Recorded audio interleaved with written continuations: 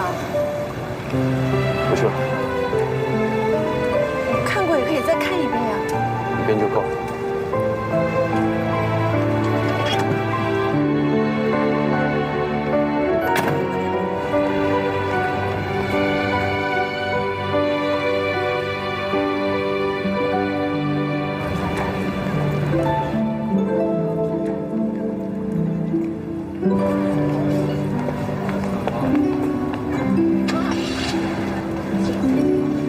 小姐看什么？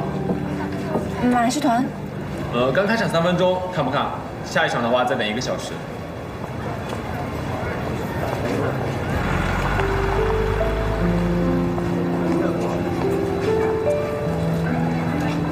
算了，我不看了。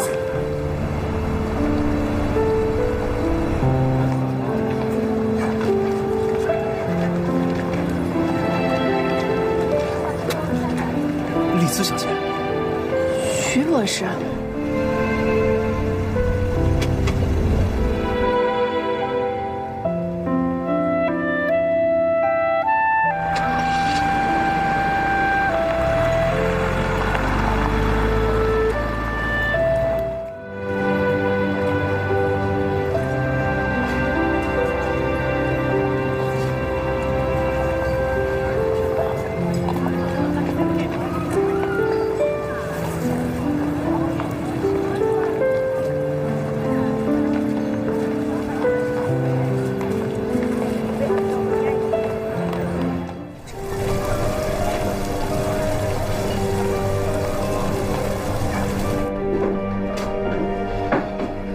女装一点生意行情都没有，难道是黄日红在炒作股价？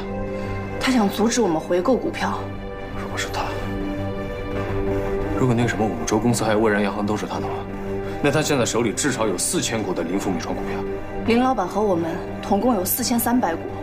如果黄日红在市面上收到了比我们更多的股票，那就等于说林福米装就易主了。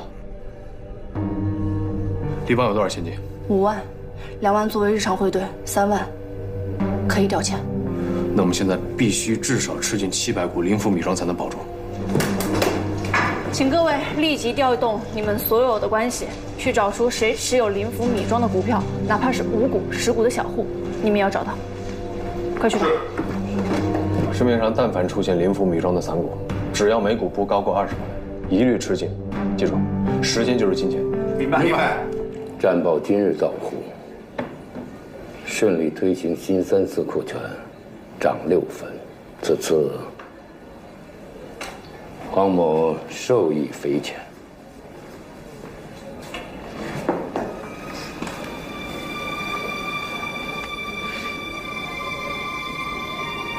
请冯委员不必客气。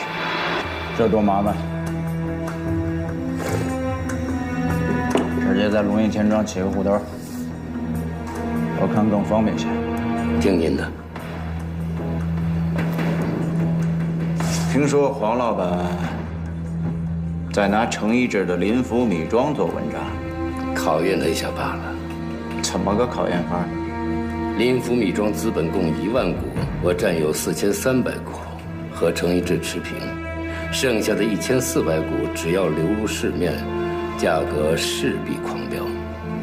立邦的现金恐怕吃不消，所以他只能眼睁睁地看着林福米装被吞了。黄老板，玩弄区区一个林福米装，与碾死蚂蚁无异，这趣味不大吧？那倒未必。哦，这林福米庄是程一志初当协理就亲手护着，一步步协助壮大的。对这家米庄，他情感特别，更何况这发行股票是由他提议的，若恰恰被股票所毁，程一志该如何谢罪？所以他会竭尽全力保住他。一旦形势险峻，他便会冲动行事。到那个时候，这毁掉的就不止一家林福米庄了。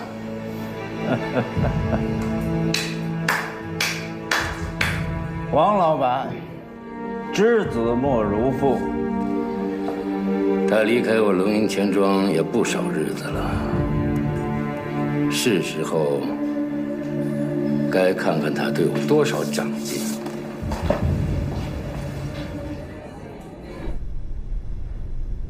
程一志那边刚用30元每股吃了200股，费了6000。你也出去透个风声，龙营钱庄每股40元收林福米庄。您这是要把程一志逼疯啊！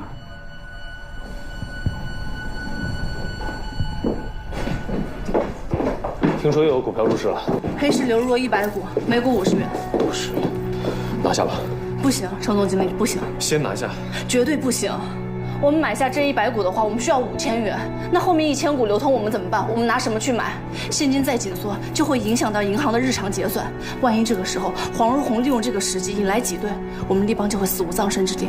难道我们就这么看着林福米庄完蛋吗？我去找一个人。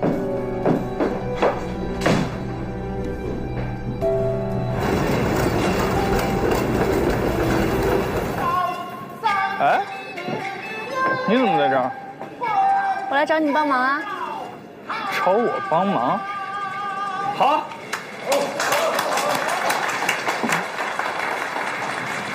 你是想让我帮你找林福米庄的股票，对吧？不是请你找股票，是请你买股票。买？用低价买多的股票，不是你最擅长的事儿吗？我还真的帮不了你。为什么？你以为那个买卖股票是捡钱吗？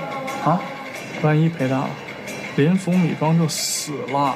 我就你这么一个朋友啊，要是因为这个事儿你不理我了，划不来划不来。你想得倒美！你要真把我们钱给赔了，我肯定天天缠着你。胡丽丝小姐，你呢就不要再浪费时间跟我开玩笑了啊！这个事儿我真不想做。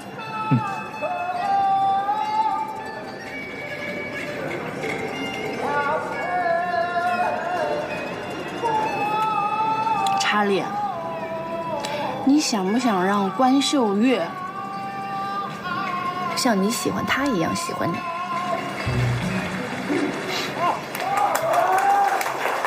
你这已经给他买了2处房产了，又有轿车，又有珠宝。你跟我说过，如果不是这份富足，他肯定不会亲近你。你倾心他，可是他待你怎么样呢？都好几年了，他都没有带你进入他的社交圈。你想想这背后的原因到底是为什么？无非就是你的名头不够好呀。不管你是百事通，还是投机客，无论哪一个都不是他想要的。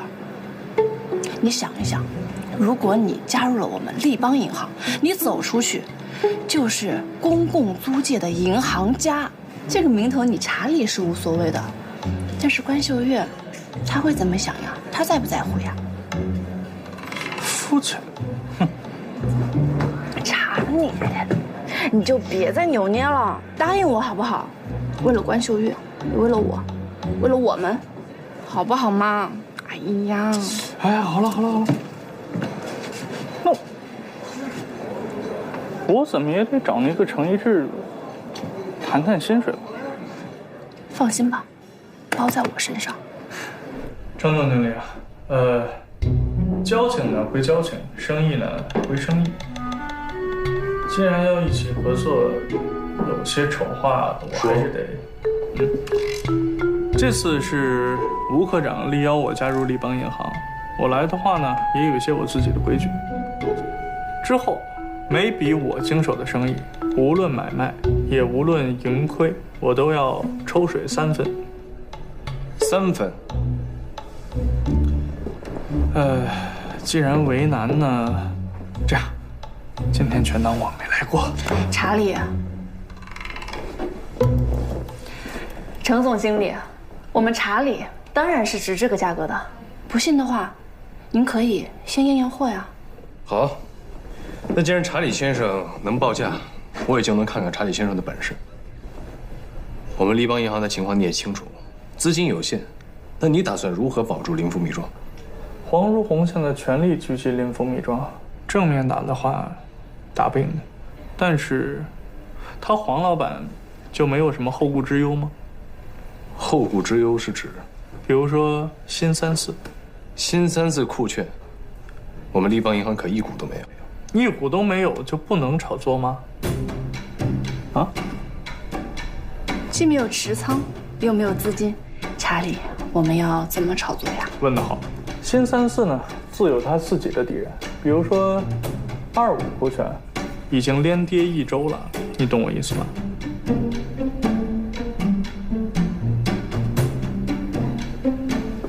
程总经理，查理，我们程总经理呢，当然也认为朋友嘛，谈钱特别伤感情。但是我们查理呢，既然已经报价了，您当然也是可以还个价的。我也相信查理先生会给我们一个友情的折扣。那程总经理希望打几折呢？7折。现在每笔抽成2分，保住林府米庄以后抽水2分5，您看如何呀，程总经理？我觉得这个价格可能立邦需要考虑考虑。这已经是我们最低的限制了。那好，查理先生，欢迎加入立邦银行，就任我行的证券监理，欢迎。欢迎欢迎，您请坐。请坐。好，既然如此呢，我就不客气了，请二位马上派人放出消息，就说立邦银行永远高出龙鹰钱庄5元每股收购林府米庄的股票。你这是想让股票有价无市？只要股票的价格每天上蹿，股东们就会掖着股票，绝不出手。态度要真，阵仗要大。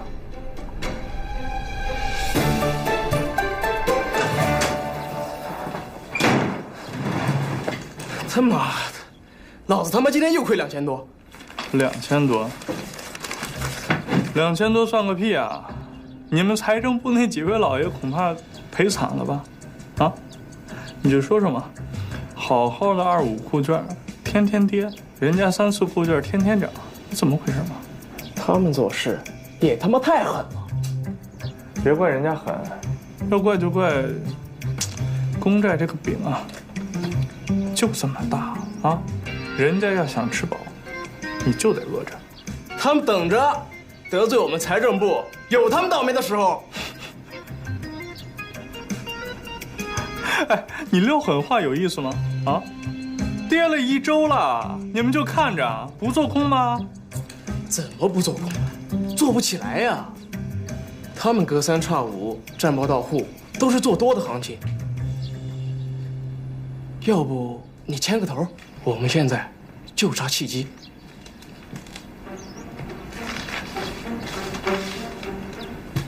后天开市，等我信号。你好，查理先生，我是肖二柱。你哥说你口风很严的是吧？啊，查理先生，您尽管交代。帮我给他捎个口信吧。后天一早，请他战术转移30里。不用担心，你哥自有分寸，我无非就是要个动静，他懂的。好，这个收起来，别漏财。入券涨2分，给我买300股。快呀！现在全卖了，全卖了！现在全卖了，快！给我买350，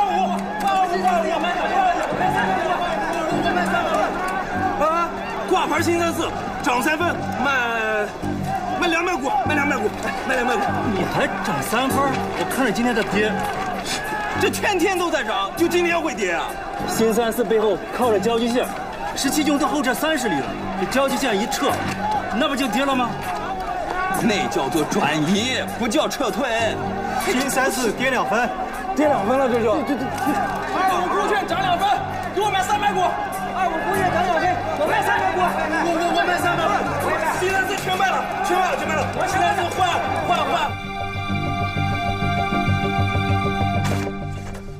老爷，今日情况很是不稳，一开市便有战报称交际线形势焦灼，17军转移30里避让待命，还有传言说新3四酷券背后的金主就是17军，结果新3四酷券连跌6分，现在是1元1角3，25酷券呢？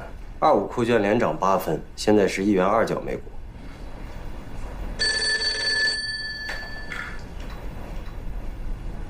黄如红。冯远呢？看来冯委员知道了，这财政部没闲着，要跟我们对着干呢。既然他们把新34跟第一集团军绑在一起，那我们就让他歪打正着。您放心，我黄某是做公债起家的，这点风浪不算什么。就这样，马上分4批吃进10万新34库券，把价格拉到1元1角6。天黑之后放出最新战报。第一集团军勇克济南，蒋总司令要亲自视察。老爷，这真是天助。明日一早挂牌新34库券涨4分。是。不说吧，新34又跌了2分。慢，马上卖新34，马上卖新34，卖，马上卖，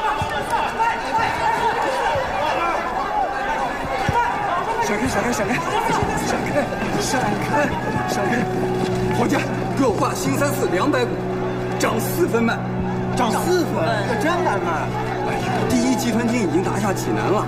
再说早报已经登了，蒋总司令视察济南，责令日方撤军。哎，你还怕什么呀？赶紧买吧！我不卖呀，卖新34，马上买！我不会卖新34，马上买！济南出事了，出大事了！日本人杀进了山东校舍所，又打仗了！蔡公时死了，校舍员蔡公时被日本人割了鼻子，削了耳朵，死无全尸。济南要完了！卖新34，马上卖！哎呦，谁他妈胡说八道？济南好得很，好个屁好！电报他妈都发不出去了，你不信你自己去问吧。蒋总司令刚到济南，日本人敢打，你没听见蔡公时死了吗？日军按住张荣昌，济南要完了！新34跌2分了。新34，卖！新34全卖了！给我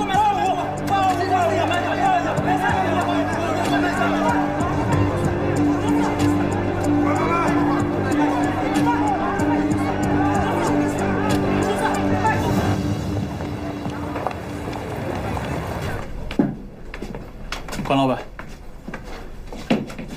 快上他！关老板，您最忠实的仆人查理跟您说话呢。忠实的仆人。前天我嗓子疼，热水是施老板准备的，去医院看大夫又是顾老板关照的。你呢？你的人影呢？是，关老板教训的是，我这些天忙的呀，我是在忙着给您准备礼物。那，爱舍公寓东18套房，献给关老板的。你把我当什么人了？我肯与你交朋友，难道为的就是你的钱？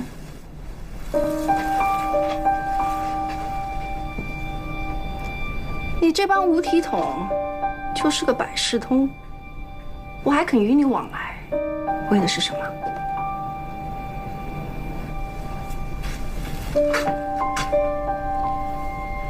还不就是因为你懂得欣赏，懂得关心，懂我的人，懂我的戏。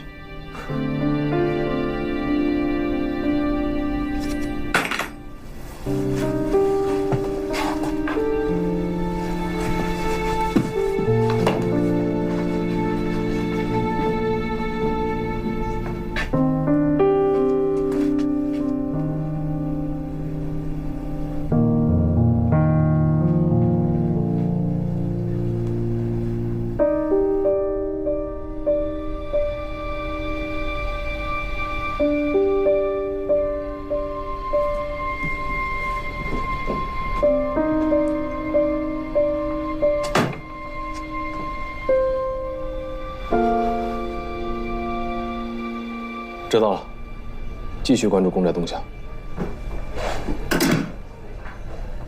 新34库券的价格暴跌10分，交易所的成交价已经跌破1元1角，已经紧急停牌了。黑市的价格更是泄水猛，已经跌到1元07了。查理这么一讲，动静会不会太大了？黄和冯倒是不值得同情，只是这么暴跌下去，怕是误伤无数了。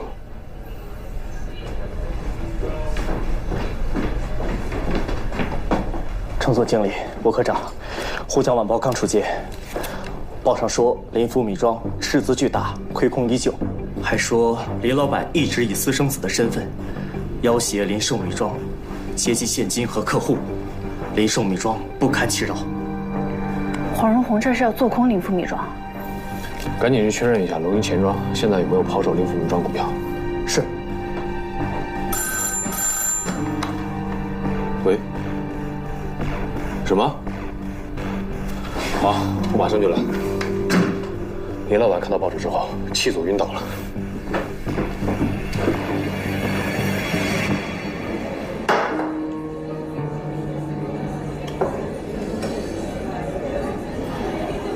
今日新三市暴跌，我有责任，自罚3倍。这怎么能说是您的责任呢？济南惨案事发突然，我们只是应备不及罢了。是我低估了财政部的胆子，为了2.5库券，居然敢拿济南惨案做行情。江总司令明言，该案要低调审慎处理，万不可激化中日矛盾。他们的话一刀捅破。如此说来，反而有益。济南惨案虽说是第一集团军受挫，但对北伐大局深有影响。2.5库券即便跌幅不多，但也难逃一降。今日之行情，不像是财政部干的。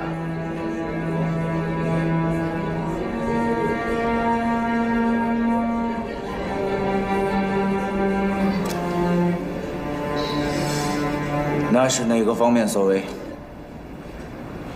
啊，不好意思，我去方便一下。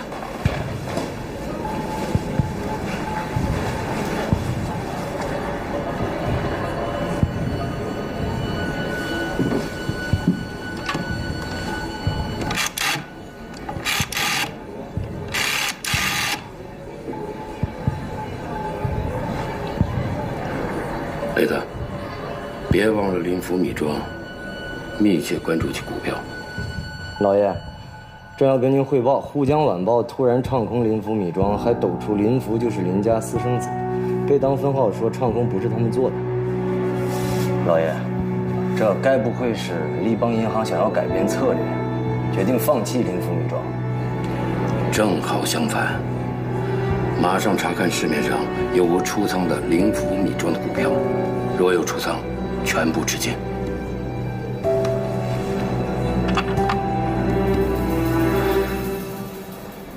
不好意思啊，陈总经理，我又给你添麻烦了。不，如果不是我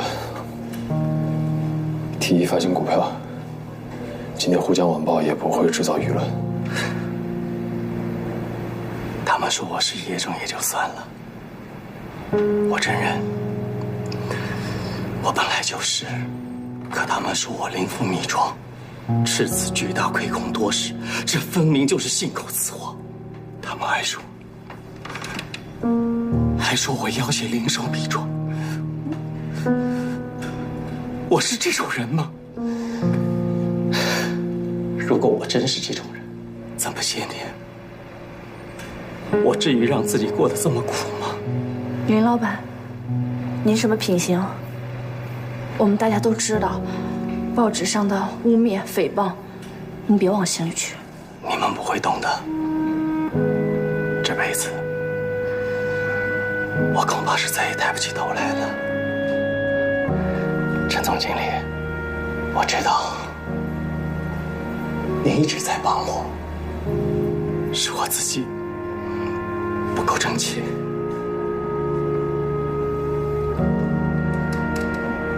林老板，你别又被他们打怕了。只要生意还在，你不用怕什么。您就不用再宽慰我了。生意应该是做不了了吧？其实我心里都明白，只要龙吟钱庄购买了一半的股票，灵符米庄就是他们的了。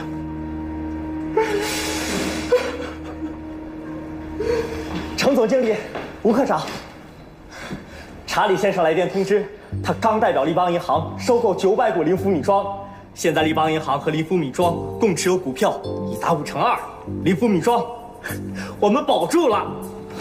什么？米庄保住了？陈经理，米庄保住了，米庄保住了！李老板，李老板，大夫，大夫，先缓缓。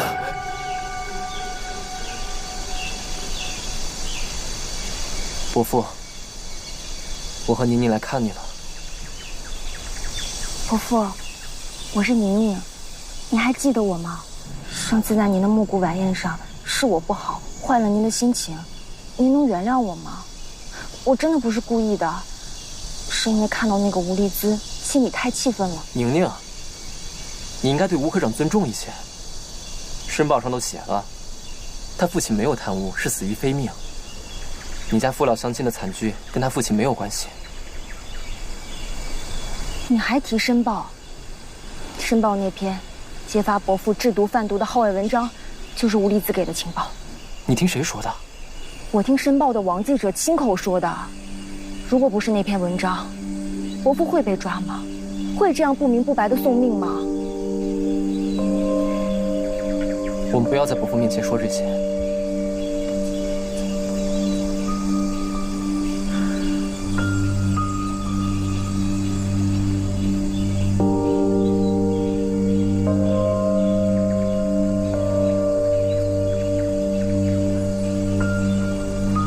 伯父肯定知道自己被谁害成这样，是你不知道。伯父他确实有错失，也有责任。吴科长这样做，也是为了替他父亲平反，并非不能理解。你总把别人想的跟你一样好，你怎么不想想，曝光伯父不光是为了替他父亲平反，可能也有程一智受益。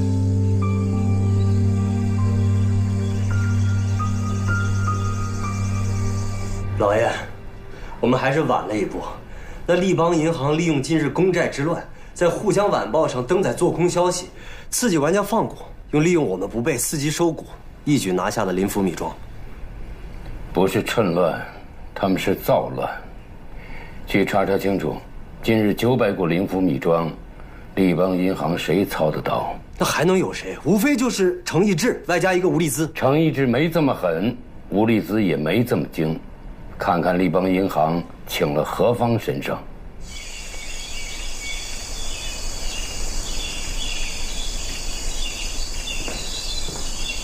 宁宁，春雪，给我。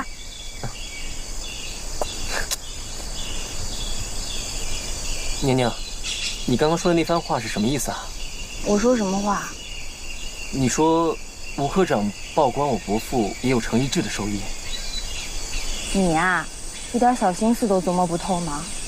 那时候你已经决定把制药厂从建安分号抽出，交给伯父投资。制药厂效益那么好，一旦走了，对程一智来说是多大的损失？但如果伯父倒台，户储银行倒闭，制药厂不就又回到程一智手里了？我看人一向都是很准的。第一次看到吴丽姿和程一智，我就不喜欢。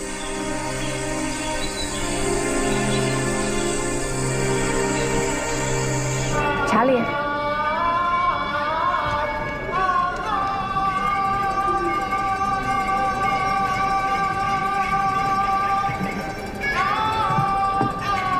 台上这个宽伤是关秀月，查理很大。好。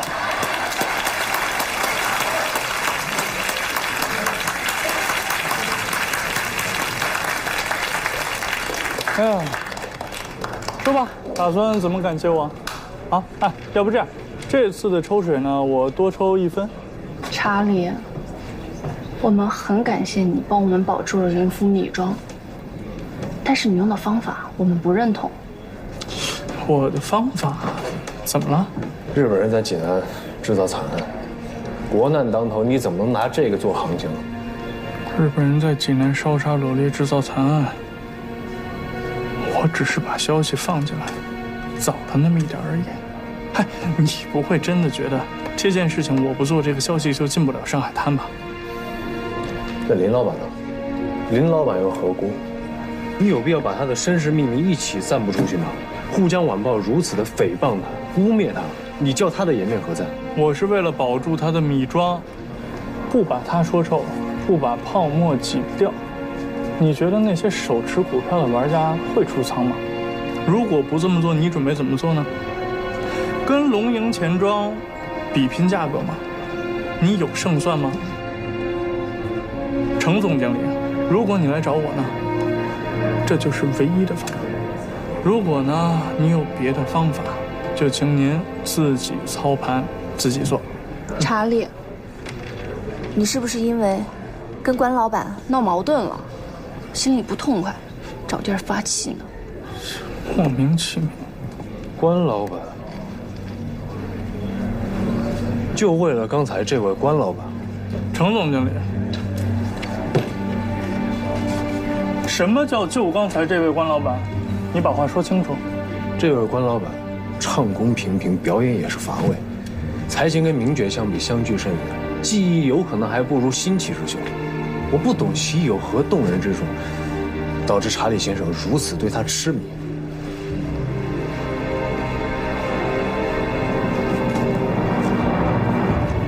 查理，他还不太了解关老板，你别往心里去嘛。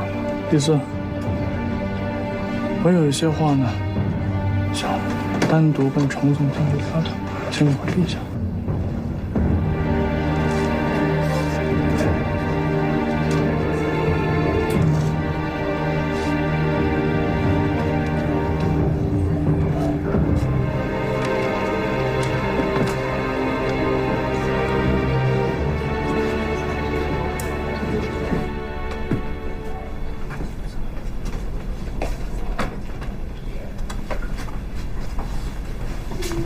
关老板，您还记得我吗？我是查理的老朋友，丽兹。是你啊？是不是查理这2天有点忙，冷落您了？他呀，忙得很。关老板，那是您有所不知，查理啊，他加入了立邦银行，成为了公共租界的银行家。他在银行里头做什么？证券监管。什么证券监管？不就是个炒股客？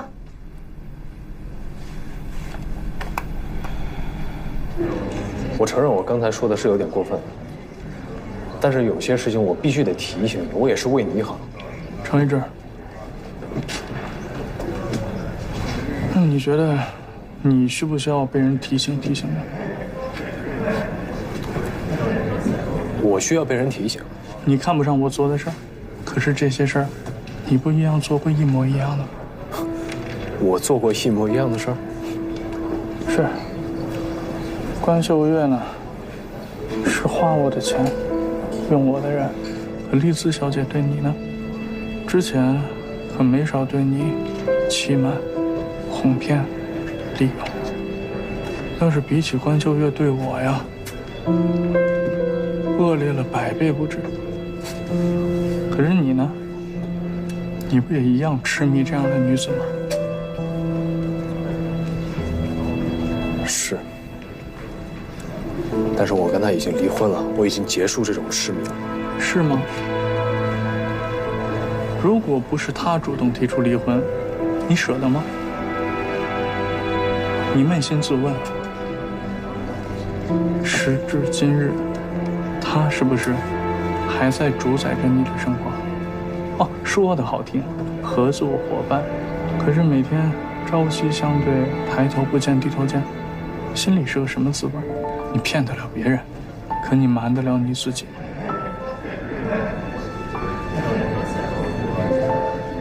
程总经理，我方才说的这些话绝无半点轻蔑之意，因为我明白一个道理：一个人呢，最做不了主的，就是自己的情感。关于这一点，我希望你也能懂。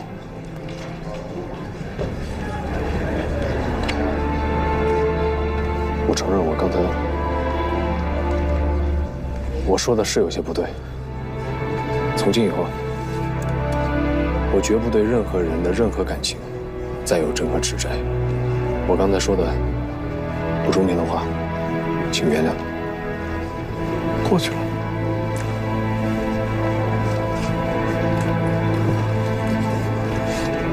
但是查理，我尊重你的感情，绝不代表我纵容你的感情。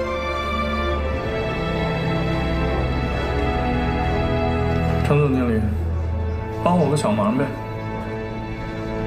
有些忙可以帮，有些忙不可以。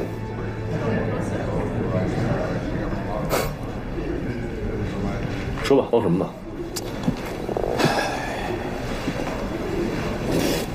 举手之劳，啊，你也知道，法租界工董会1年1度的香槟舞会马上就要开始了。这是关老板最想去的社交场所。如果说程总经理能给我弄到2张请帖，啊，容易。多谢。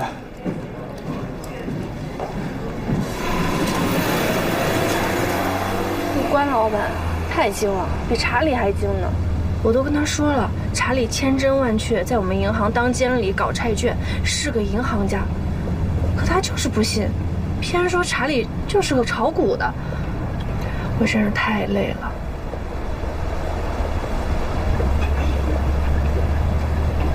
你怎么不说话呀？哦，听着呢。你跟查理吵架了吗？没有啊。查理是不是说什么难听的了？也没有。那到底是怎么了嘛？查理不跟我说，你也不跟我说。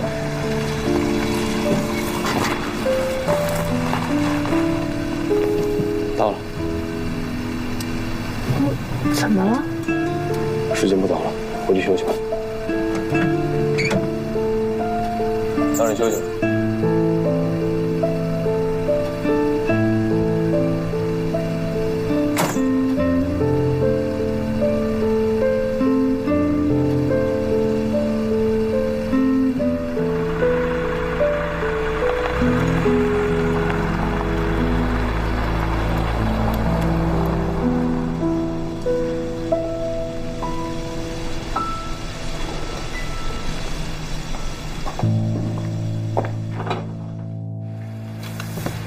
纸箱规格还是改一改，长9寸，高6寸，宽6寸合适。还有，纸箱易燃，千万不要和原料同仓存放。啊，去忙吧。哎。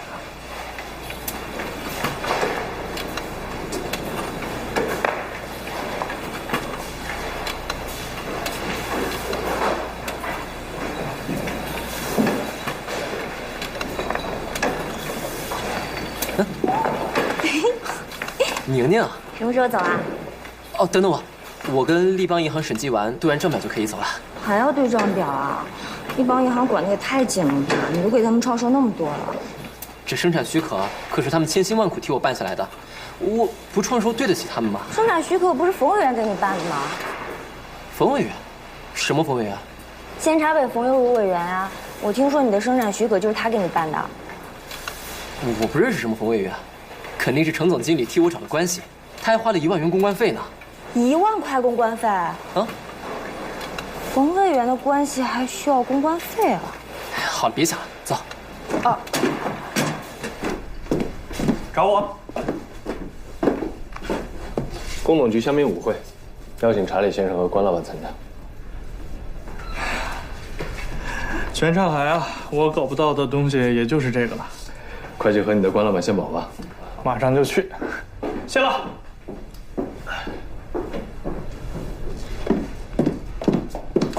程总经理，周6晚上工董局的香槟舞会，卡内夫人邀请我们一起去。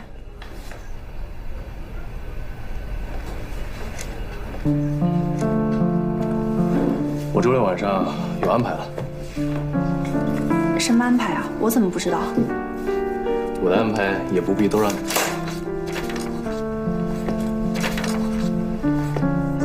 程总经理，我们以后再不用假扮夫妻了。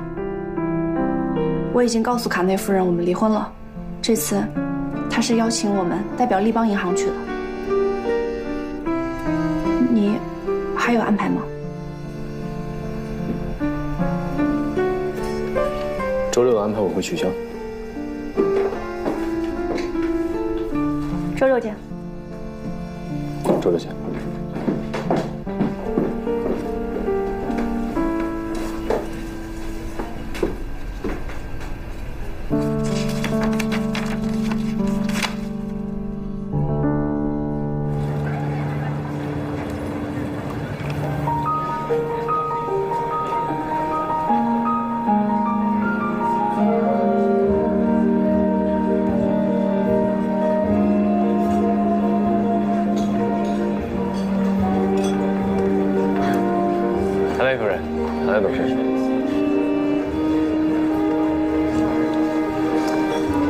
Мадемуазель.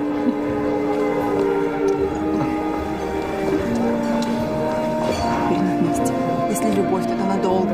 Должно быть очень долго. Буду сожалеть всю свою жизнь. 你在说什么？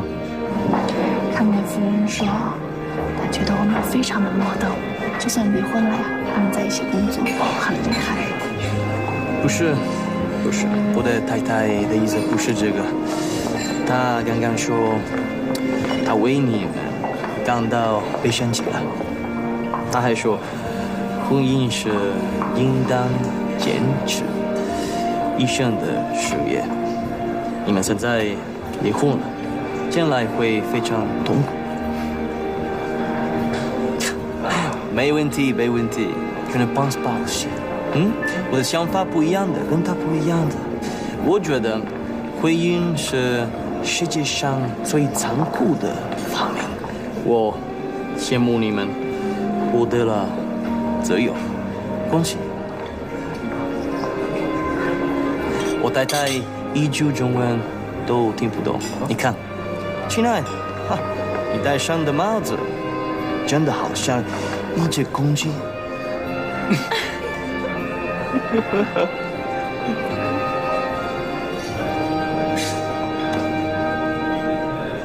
好，你看那个高个子外国人，他就是汇丰银行新任的总经理贝尔。前面那个喝酒的，这可是《申报》的副总编辑黄大记者。他们认识你吗？我认识他们就可以了。来，卡内董事，我要跟您介绍一位人。来这边，这个人呢叫查理，他能够解答一些公债的问题。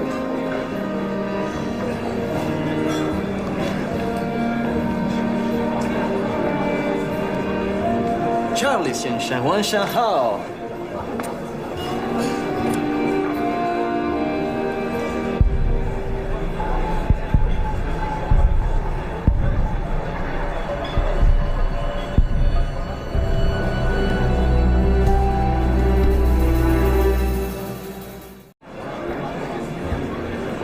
查理先生，晚上好。来，我来介绍一下。这位就是工董局举足轻重的卡内先生，这一位呢是梨园大家关秀月关老板，我朋友。幸会，幸会。卡内董事方才问我关于公债演变的问题，可惜我实在不是这方面的行家，这种问题呢还是得交给立邦银行的证券监理，也就是查理先生来解答。查理，不如跟卡内董事聊一聊关于北洋期间公债偿还的情况。北洋期间公债啊，情况特别复杂，大概可以分成民国10年整理内债案之前和之后2个阶段。那不知道卡内先生想了解的是哪个阶段呢？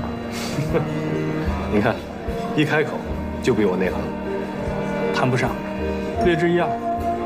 但就光只说北洋时期民国10年之前的，那发债量也是很大的。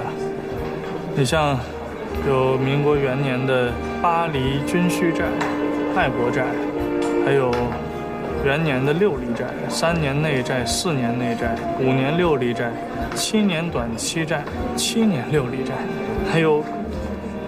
康内先生，要不这样，您能不能直接告诉我，您是想了解哪一支公债的偿还情况，还是只是想笼统的知道一下那个时期所有公债的偿还情况？查理先生，你真的是一个专家。海里，那你不如给卡内董事讲一讲整体的情况。整体的情况一塌糊涂。啊，卡内董事有所不知。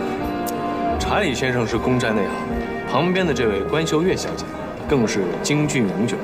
您别看她是女儿身，这一登台亮嗓唱起老生来，不输于老板。是吗？难道汪小姐你也唱《定军山》？唱，下月在大舞台不止唱《定军山》，还会唱《八大锤》和《琼林宴》。卡内先生，有时间您和夫人可以去给他捧捧场。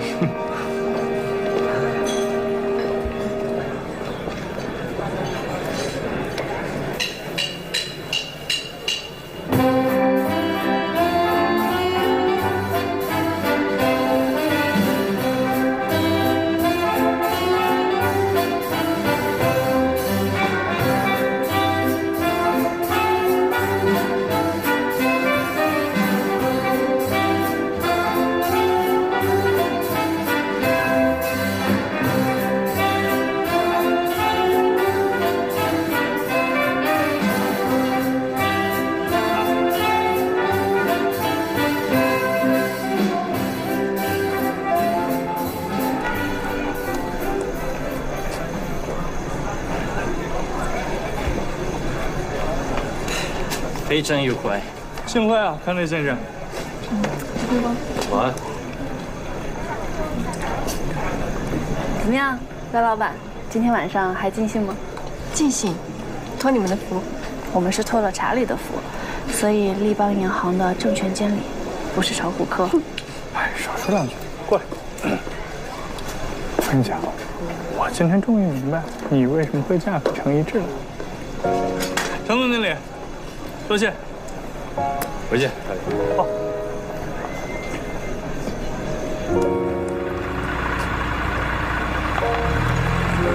今晚你可给查理长脸了，他跟关老板的请帖是你给的吧？啊。怪不得查理老拉着我夸你。夸我？嗯。夸我什么了？我们去看电影吧。看电影？现在吗？卓别林的新片叫《马戏团》。哦，那个我看过了。我才不会信你呢！再信你啊，我就是一大傻子。那我真的看过，骗你干嘛？不可能，上个礼拜才刚放的。我知道，我就是上个礼拜去看的。不信。哎，不信是吧？那咱们打个赌怎么样？赌什么？赌什么还没想好啊，但是输的人先欠着，怎么样？赌吗？赌啊！周厂长，周厂长在吗？真的不能进，我有急事，不行，你就让我进去吧。先生，真的不能进。我跟你说，我有急事，我。先生，你是？我是注册所的方所长，周厂长。关于生产许可的不愉快，我向您道歉。您一定要原谅我，我实在是受不起您一句话呀。你说我收了1万元的办事费，这要了我的命呀！这，方所长，敢做就要敢当，你敢收钱还怕我说？周厂长，我什么时候收了您的办事费呀？天可怜见呀，我敢收吗？您是冯委员，让我赶紧关照他。我是吃了雄心豹子胆也不敢跟您伸手呀。你没有收办事费，我发誓行不行？我1厘1毫也没收啊！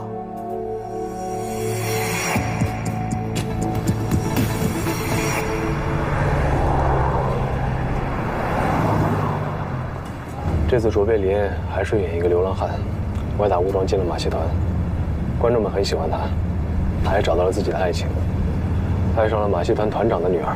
然后呢？但是马戏团团长的女儿不爱他，爱上了走钢丝的男人。后来卓别林为了成全他们俩，一个人离开了。你输了啊！是你说，以后卓别林的新片都要一起看的。对啊，那是以前说的。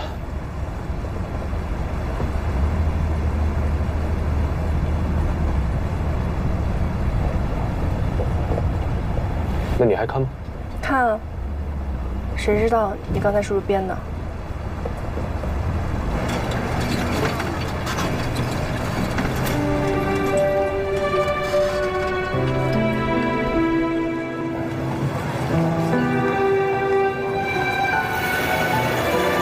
你真的不去看啊？不去了。看过也可以再看一遍呀。一遍就够了。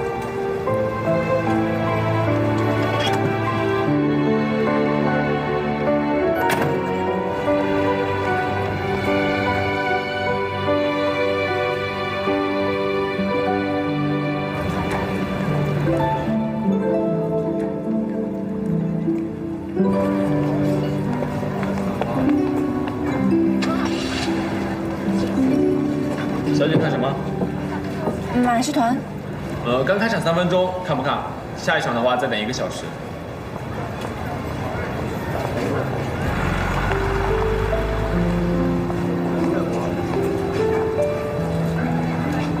算了，我不看了。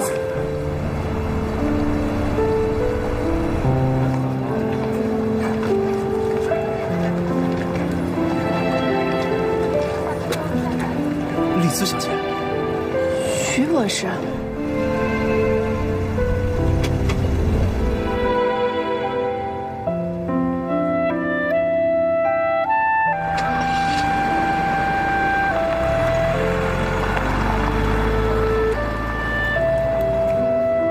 你也来看电影？啊，我只是路过。卓别林上了个新片，《马戏团》，你知道吗？我们可以一起看。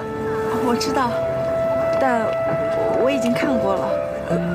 上个星期刚放的，你就看过了？卓别林这次又演了一个流浪汉，误打误撞的进了马戏团，观众都很喜欢他，他还收获了自己的爱情，他爱上了马戏团团长的女儿。然后呢？然后你就该自己去看了。好了，我先回去了。我陪你。不用了，太麻烦了，耽误时间。真不耽误时间，你一个人我也不放心。陪你走走。好吧。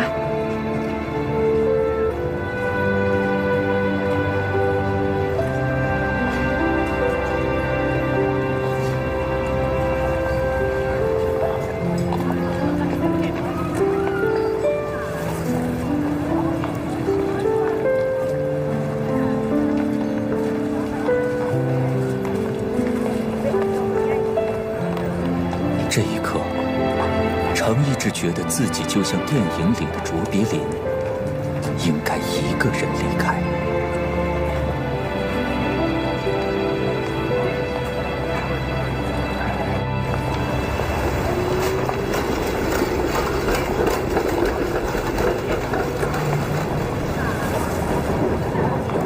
换单元进展的还顺利吗？还可以。不会是遇到什么问题了，所以想出来看电影散散心吧？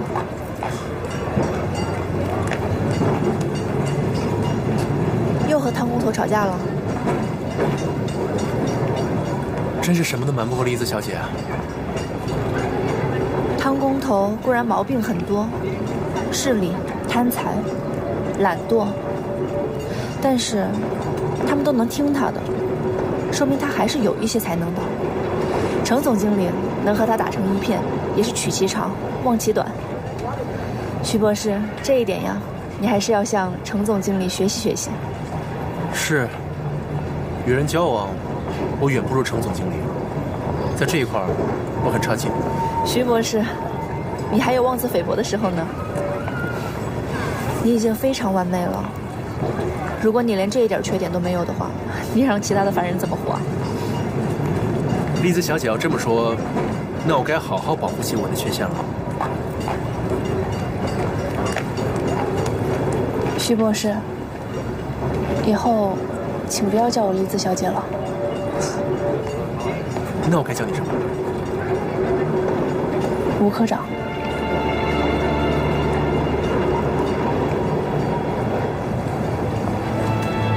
吴科长。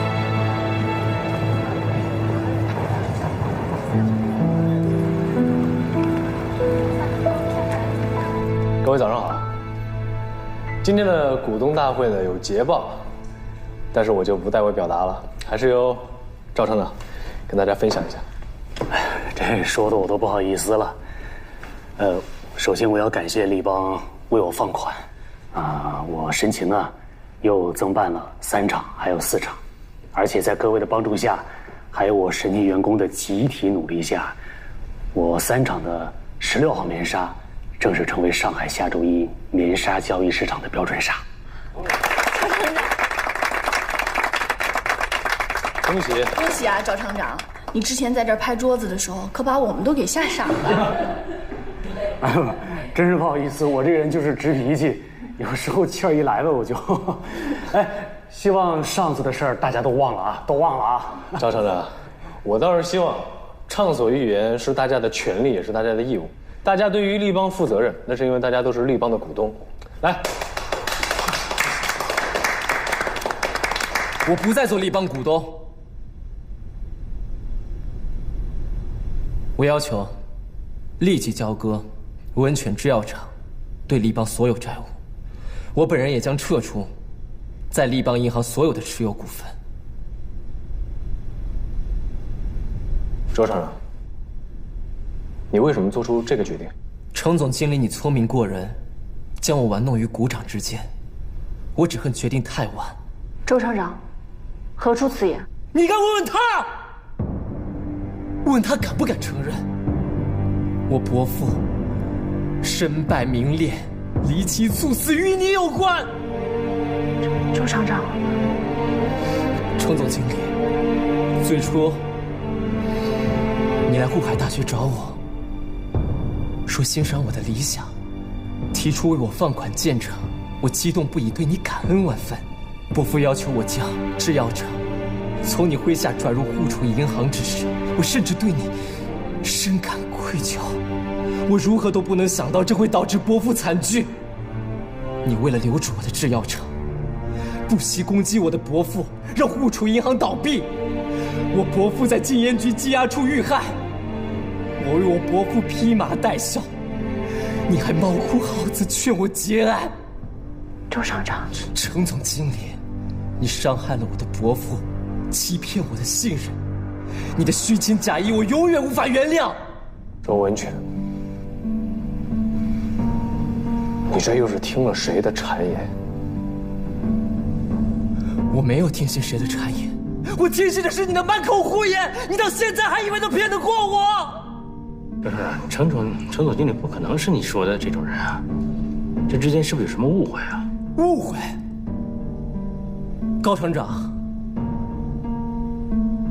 我过去和你们一样，对程总经理有无限的信任，但是程总经理，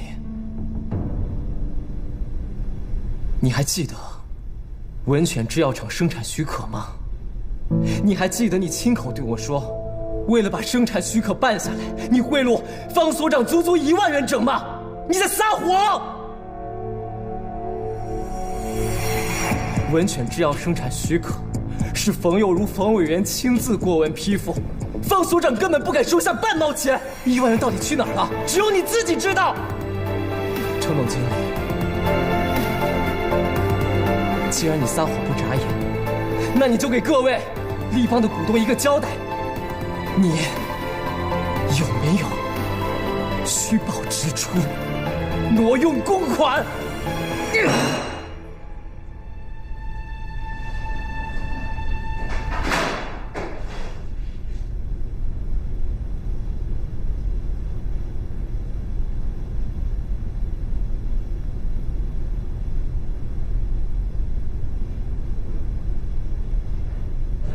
程总经理，温泉制药厂方才来电，要求与我行立即执行交割。他们承诺1周内退还我行贷款共计22万元整，月息2分另计，也要求我行在1周内退还周温泉厂长持有的股本共计12万元整。好，程总经理，周温泉厂长要是就这么退出了，我行的股本得锐减20%呀！我怕会引起连锁反应。无妨，回复对方，本周之内可以完成交割。好。钱会计说的没错，我们现金还很吃紧，广州的汇兑业务也很多，股本锐减对立邦没有好处。周厂长可能只是一时冲动，不如我再去跟他沟通一下，给他一个台阶下。不必。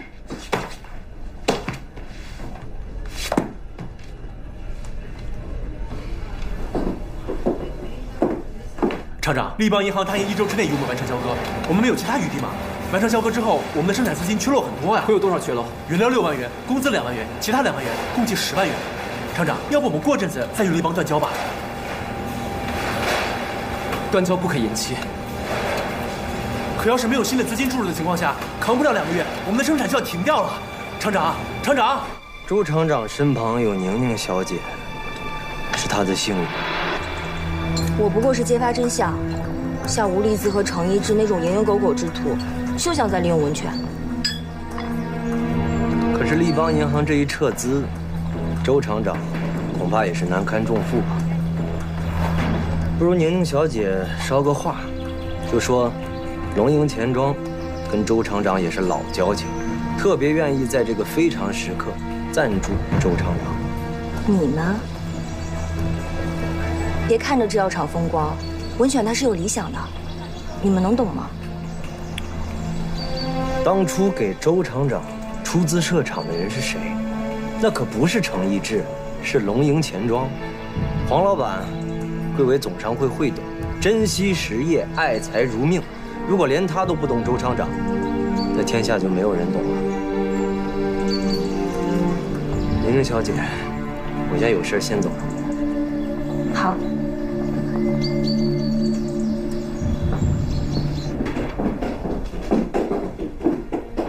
温泉制药厂已经完全撤出立邦，但我想，你应该还关心他们的情况。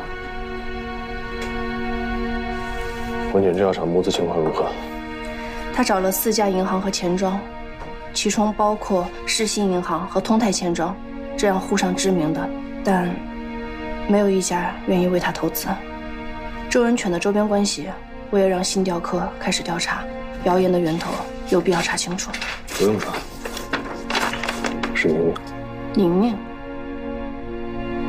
那个扇了我一耳光的宁宁，她是周温泉的未婚妻，与雷子也有往来。难道黄柔红还在觊觎周温泉？我想一个人带回来。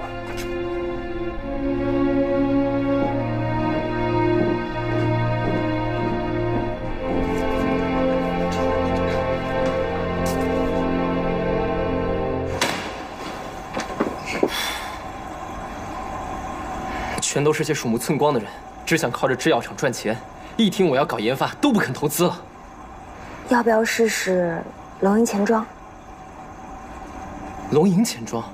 嗯，他们跟我说愿意给你投资，12万数额不在话下，而且他们绝对支持你的实验室，包括制药厂的管理，他们也不插手。利息呢？月息2分，跟立邦银行一样。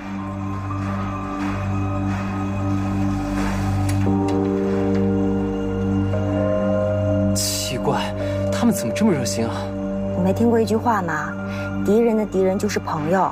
程一志舍了龙营钱庄，建了立邦银行，那黄老板肯定记恨。你现在跟程一志闹掰了，黄老板自然觉得你是朋友啊。我看，不如让他们鹬蚌相争，我们渔翁得利，早点拿到投资，早点安心。钱会计，高大勇厂长新增加4万股本给银行，你记得写好收据。还有兰姐也增加了2万股本。哎，这2位股东可真是及时雨啊！我一会儿就入账。嗯。哎，钱会计。这账不对啊，这怎么多了1万股本啊？哦，这是程总经理补入的股本。他什么时候补入的？有1年多了吧。程总经理的分红基本上都入账充入了股本了。行，你先去忙吧。好。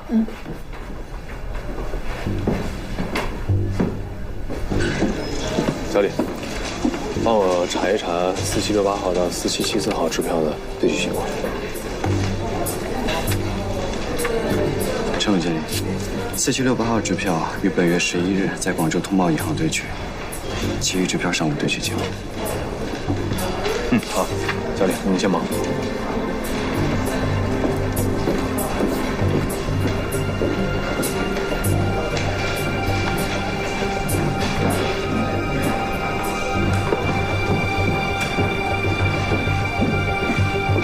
小李，帮我找一下4768号至4774号支票的对取记录。好。怎么？有什么问题吗？没有，就是刚刚陈总经理也来问了一遍，我觉得特别巧。什么巧啊？这是默契，我不是省得麻烦吗？自己看一下，不然还得问他。就在手边呢。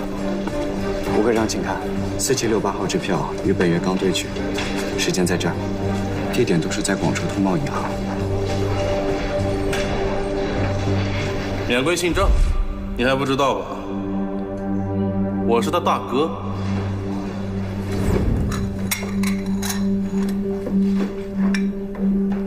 郑先生他老街坊的孩子，打小性子就狂，现在也没变，非要我给他放款。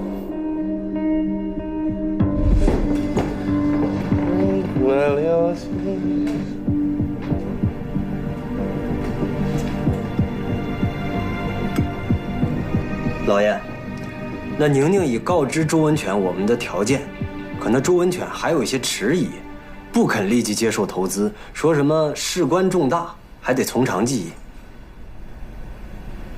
不用逼他，等他工厂停产，资金断裂，我再瞧瞧，他还有多少定力。是，更何况那宁宁向着咱们，周文全投靠老爷，迟早的事儿。老爷，我还有一个小道消息，十分惊人。说说。那程逸志和吴丽姿离婚了，两个人没有登报公告，而且还在一起工作。据说分开已经有一段时日。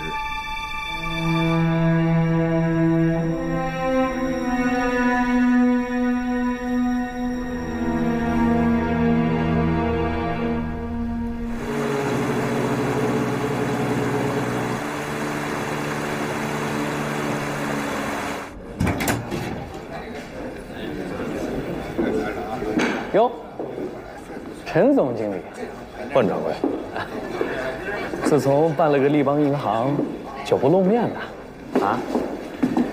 今天不容到咱们银钱协会，是来跟我们前叙旧的呀，还是来代表营业扬威的呀？哼，与故交自然是要叙旧，与冤家自然是要扬威了。万掌柜，您不在叙旧中。宋掌柜，方便说两句吗？宋掌柜，我听说您拒绝了文犬制药厂的融资请求。文犬制药厂每季度的大部分利润都投入了实验室，你这是在纵容他？白花花的银子就这么丢进了实验室，连个声响都没有。宋掌柜，我知道您在前业的经验丰富，但是周厂长您可能不了解，他非常有商业头脑，而且对于投资非常负责任，很少做赔本的买卖。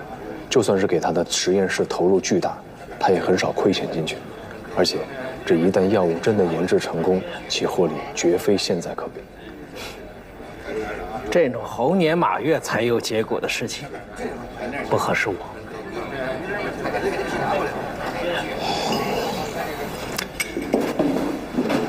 哎，程总经理，咱们能不能聊两句？梁经理，王经理今天没和您一块来。王经理正在世信银行惬意呢，他也不是每次都来应酬，我可不比他呀。我们三信银行马上改组了，我再不做出点成绩来，怎么能坐稳总经理的位置呢？听您的意思，莫非是对于投资文犬制药厂有兴趣？哎，程总经理，有空请务必到我三信银行来，你我仔细聊聊。好，仔细聊聊。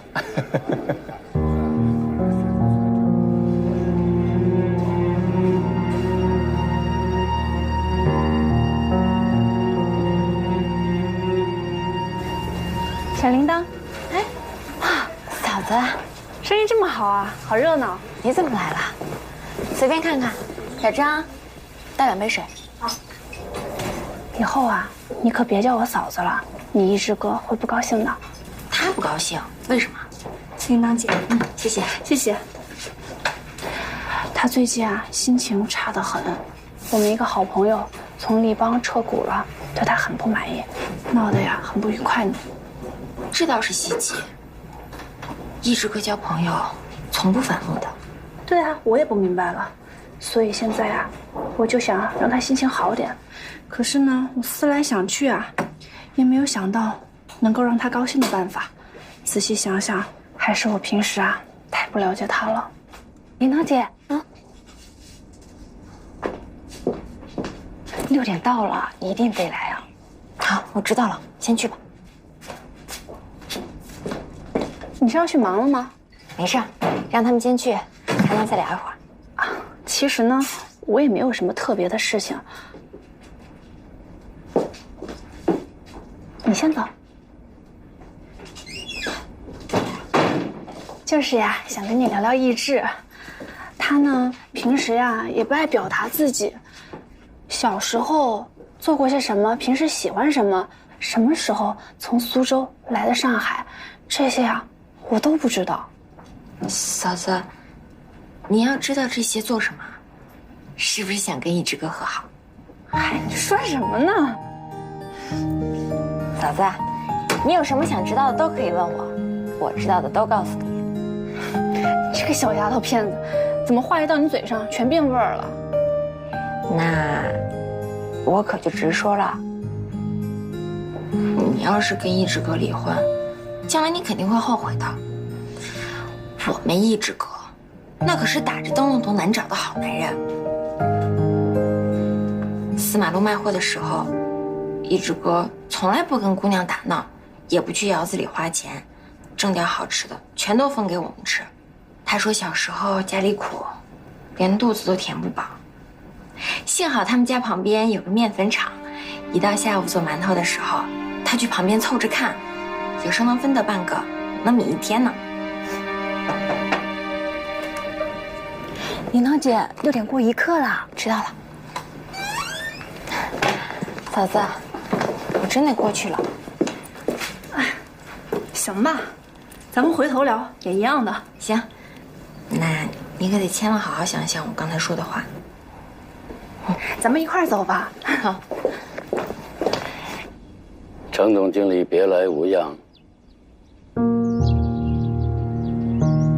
您也依然康健。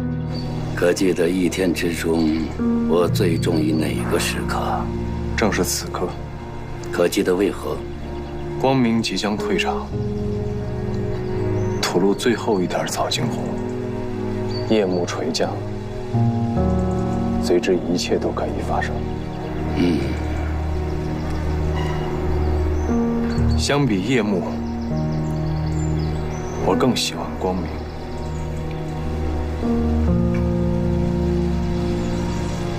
你喜欢光明？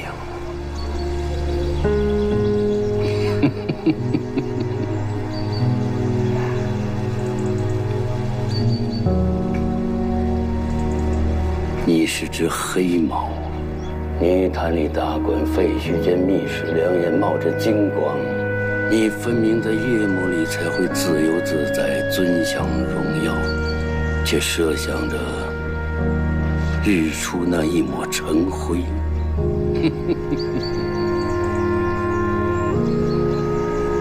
猫要转身，岂有人自然？您不声不响，才是摇身一变。我无非是放弃黑金，而你却不能斩去你自己那双黑色的爪子。您若想要检举我的出身，暴露我的过去，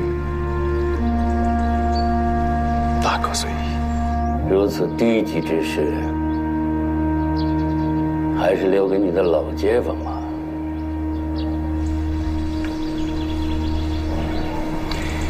亦或已经有人登门拜访过了。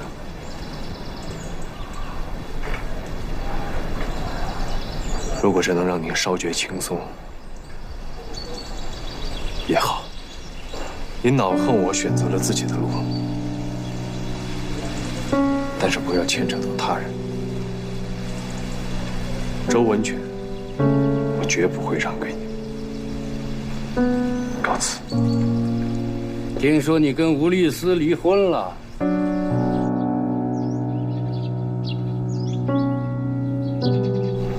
即便你那么爱慕她、迷恋她、守候她，但最后你只能得到这段失败的婚姻。程一之，你想想你是怎么对待周文全的，而周文全又是怎么对你的？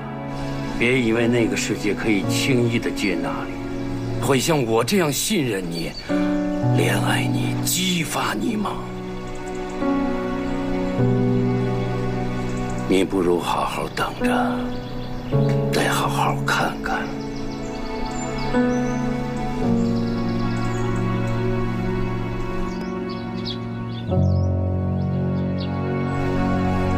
程一之愈发明白，比起置他于死地，黄如虹更想用黑暗吞噬他通往光明的道路。他必须走下去，即使头破血流，也绝不回头。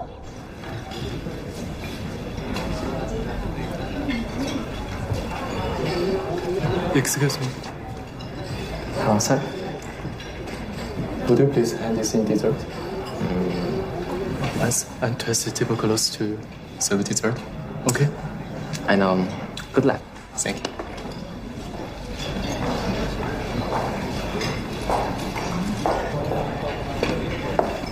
对不起，来晚了，等很久了吧？没有，我刚点好菜。是店里的事耽搁了时间吗？是我嫂子来找我聊天，说对我哥的了解太少了。其实我也觉得，我好像对你了解也很少。你的童年是什么样的？跟父母的感情如何？什么时候来的上海？我不问，你也不说。认识这么久，我只知道你叫阿奇，都不知道你姓什么呢。好，那我今天全都告诉你，好不好？好。原来是有话要说，怪不得来这么好的餐厅。来。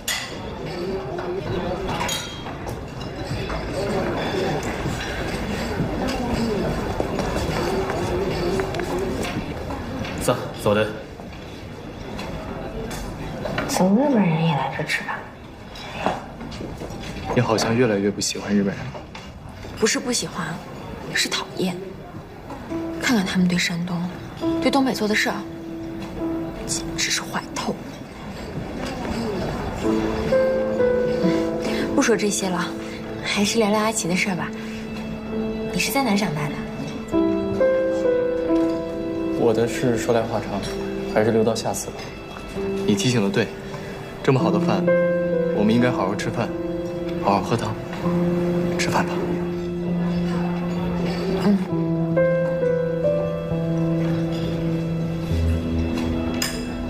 Sir, when will the dessert be served? Oh, sorry, it's cancelled.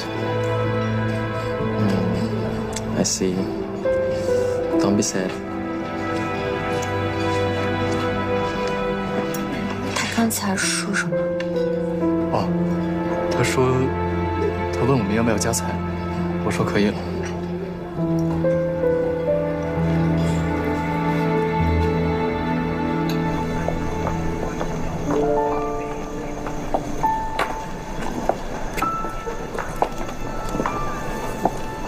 阿奇，周末公园野餐，你想吃什么？我来做。我忘跟你说了，周末我要去南京公干，不能去野餐了，对不起。是吗？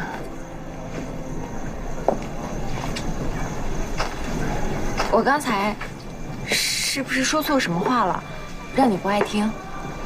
没有啊，没有。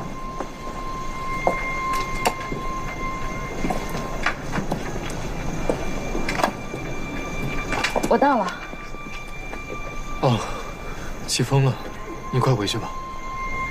大风先生，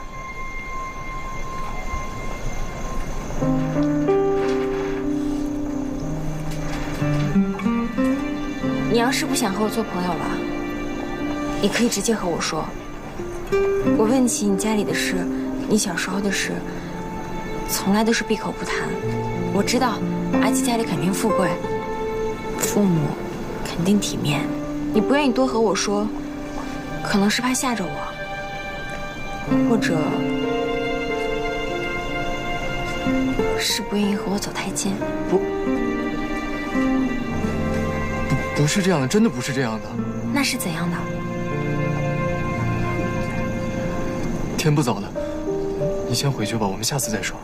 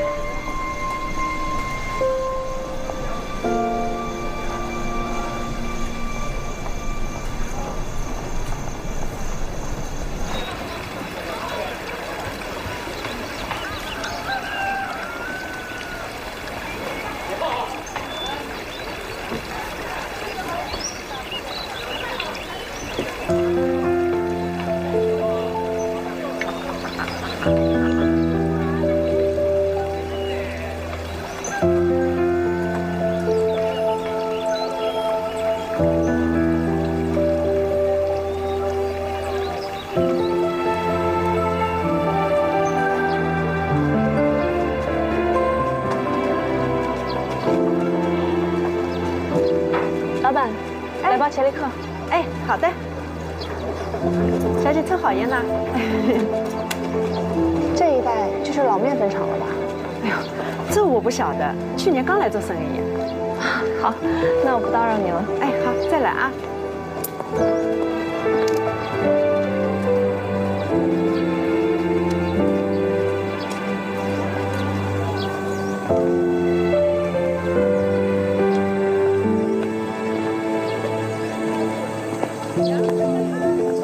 掌柜的忙着呢。哎呦，小姐，来卖米呀？啊，您这盘米粮店开了很多年了吧？啊，不敢当，快30年了。那就好，我来对了。老板，其实今天我过来是想跟您打听一个人的。啊，你想打听谁？您看看，他您记得吗？以前这里的孩子。没印象。我就记得前面朱首相住着好多孩子，年纪都差不多大，整天的打来闹去的，可热闹了。要不你上前面再去打听打听？行，谢谢您。哎，我知道程总经理挂念文泉制药厂，我也就不多废话，直奔主题了。梁经理，请说。这文泉制药厂的情况呢，我从王经理那里也有所了解了。业绩虽好，但是利润大半都投入了药物研制，效益呢可谓雷声大雨点小啊。给这样的工厂放款，我还是有些犹豫的呀。当然了，看在程总经理的面子上，梁经理，您真是太客气了。有什么需要我做的，您尽管说。好。哎呀，我们三星银行最近有2件大事，这一呢就是新任总经理的选举，二呢是银行新大楼的建设。我们三星银行积累这么多年，也该有个漂亮的门脸了。所以我们银行上下呀，对新大楼建设还是寄予厚望的。这新大楼如何建设，也可谓是新总经理候选的一场竞争啊。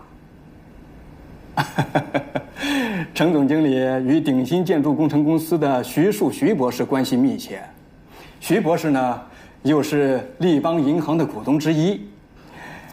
我希望程总经理能够搭桥，让徐博士为我们三星银行新大楼建设操刀设计。